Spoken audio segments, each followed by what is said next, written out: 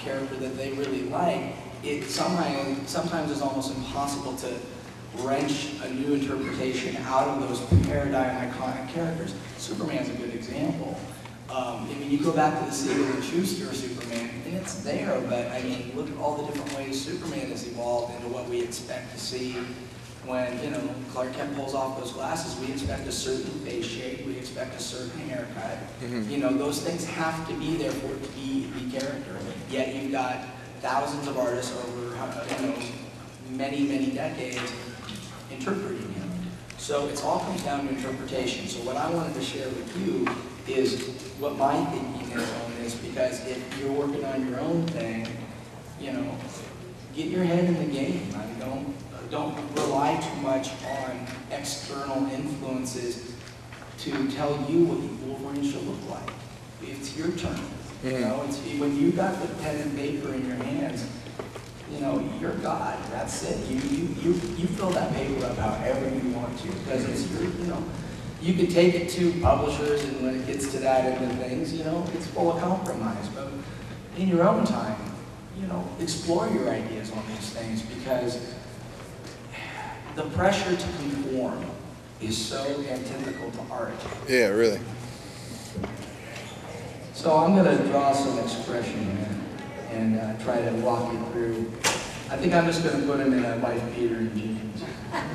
I'll come to you next. So somebody has a question. Yeah, please throw the questions while I do this. I just don't want to. How much consensus is there between you and the other writers and editors about a character like Wolverine? Yeah, that's a good question. How much consensus is there between the writer and the artist? Yeah, exactly. Yeah, every combination of people is different. Personalities can conflict, and some personalities get along real well. In my case, Greg Ruck and I are tight. I got along great with that guy, and we completely saw eye to eye on what we were doing within the book, and he would consult me on script plots, and I could throw out things I wanted to draw. You know, so some of the action sequences that happened during our series were things that we would sit down over a beer and hash out and get excited about, and I love that. It was I love to collaborate that way. But it all comes down to the individual. There's no set way of doing that. It's like music in a lot of ways. It's two musical styles. Maybe you get a Mick Jagger and a Keith Richards, or maybe you get the Eagles and they go their separate ways. You know, but the music's great either way. But the collaboration speaks for itself. Well, repeat the question. I'm trying my best to repeat the questions here. He was asking about collaboration between writers and artists.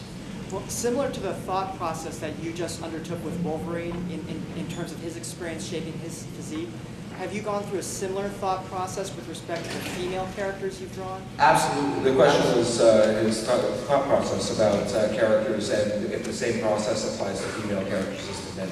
Oh, absolutely. One of the things that I can't stand, and any fans of Transmetropolitan in the room, I hope that came through, that the female characters were extremely important, need to be individual body types themselves. One thing I can't stand is a template body. I mean, you need to explore sizes and shapes. I like to look at people just doing things when I have my sketchbook out and try to capture mannerisms and gestures when they're not aware anybody's looking. And that's the way I think comic book panels should be drawn, because you don't have a real fourth wall there. It's just a completely imaginary world. But if you create that privacy in the moment, you get a more authentic looking drawing. So with the female characters, yeah, Shannon and Alina were very, very different. You know, Shannon was an Amazon, and Alina was not. And she, you know, I kind of saw her as like a Janine Garofalo kind of character, with a small, petite body, and, you know, a little bit of insecurity that she would try to overcome by being, you know, very strong-willed and hold her own with Spider Jerusalem. You had to have a certain kind of attitude in the way she could stand, but I think she was extremely vulnerable. So she would overcompensate, where Shannon, I think, they put a lot of thought into it because she was big. So because she was big and tall and intimidating and could fight, I don't think she wasted a lot of thinking on whether or not people liked her. So she was more worried about those around her and those that she loved. There was one in the back room? On this side? No? Okay, good. Can you speak a little bit about the artists and like translating the script, when you get the script and bringing that to life and staying true to it versus veering from it? So discussion of the translation from script to art page. Yeah, it's interesting. That's again a collaborative balance depending on who I'm drawing for. With Garth Ennis, I have a great deal of respect for his scripts, and I went into The Boys with the attitude that I was going to bring the fans the best Garth Ennis book I could procure. So in his vision on stuff is extremely clear, and so I take a lot of direction from him, and I definitely listen to what he wants to do and try to follow that. On the flip side, Warren Ellis would give me script and check out in a very trusting way, and he gave me less and less direction as we moved on. So where it would be very detailed descriptions of things in the beginning of the series evolved into just like one-word or two-word panel descriptions, such as Spider walks down the street in the porn district, and that's a splash page. That's all he gave me, and I was like, on it.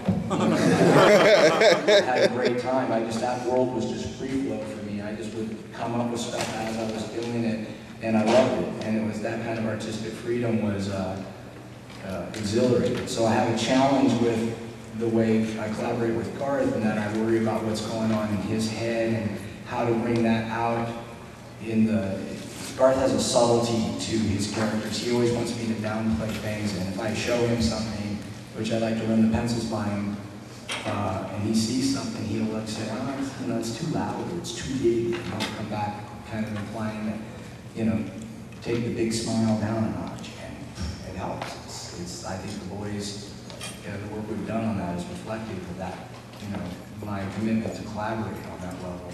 Fellow that Green Lantern jersey? Yeah. How do you go about getting reference? The question was, how do I feel about getting reference or using reference? Or go about getting reference? Oh, how do I go about getting reference? Kind of wherever I can. A lot of times Google, I can go to Google image search and look for something I'm specifically trying to get. Sometimes I'll see an image that I really like and just kind of put it away for later. I got a file on my computer that says, running, walking, and it'll be interesting angles or an awkward pose captured. A lot of times I like to go for action stuff. I like to go to unusual places to find reference for action stuff because it's chaos in motion, and therefore I get a little weary of very posed battles.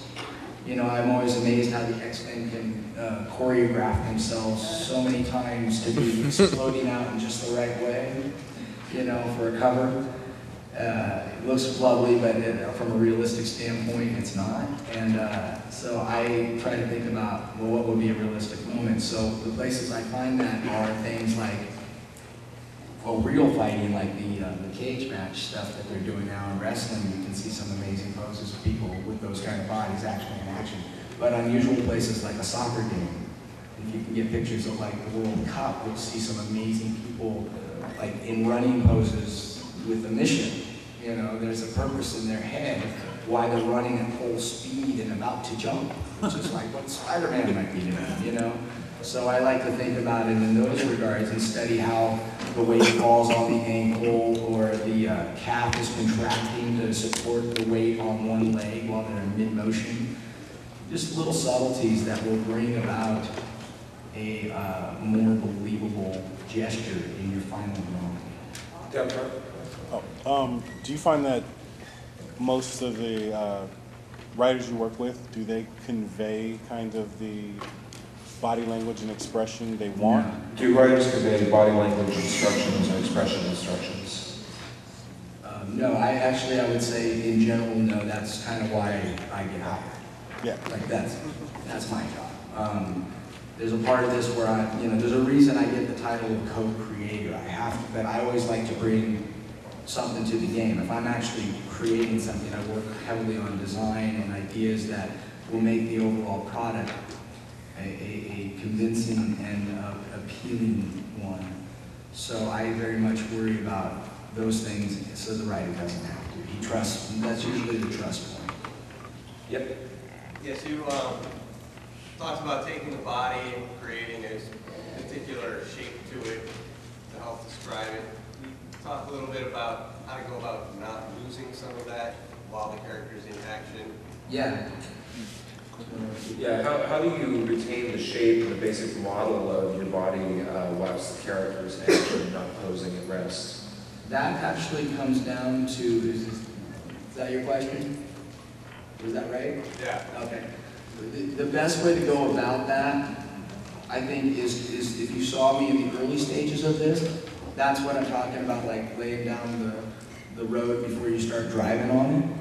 You need it's good to get your model kind of memorized and the best way to do that is sort of study the size and shape in contrast to body parts of your basic structure. Like worry about the size of that head. If Wolverine was a 6'2" dude, and this is actually really good information, I think his head would be smaller. The reason that the way I convey that he's short is the proportion of his head to his body. That's why I start with the head, because then I build the body off of that. So the best way to do that is just to make sure that your original model is consistent. And a good way to do that also is to sketch your character a lot in your book before you put it down on a comic book page. If you're trying to create finished sequential art, you know, warm up.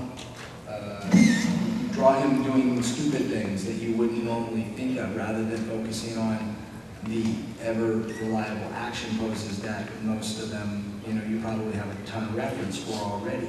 Think about what Wolverine, you know, looks like answering the phone, you know, because he will. Guy has people to talk to, you know, and or looking for the key, or digging for his keys in a jacket, you know, just normal stuff. And watch how people do that. I've been lucky to hang out with some wrestler guys that are very cool, and you know, of course, they're built like these guys, so it's interesting to sit around and watch their anatomy in action when they're just doing mundane stuff like opening a beer and, like I said, opening a door, and you see how they carry that heavy musculature frame. But when it's organic like that, you get a different perception of it. So study people and you know, try to see outside of your own imagination to see how you can integrate reality into your imagination. Because I think that authenticity really brings the something wonderful. And I think about Dan Clowes is probably my favorite gesture artist. I absolutely love the way that guy captures mundane. Is that the word? Mundane. The lady down here. You've pretty much almost covered what I'm about to ask you, but my biggest problem is maintaining continuity with, like, say, a major character. And I'm wondering how to do that. I mean, other than just repetition. Well, I mean, I would be arrogant and dishonest if I was going to say that that doesn't ever happen. That I've never lived. Oh, I'm sorry, you didn't repeat the question.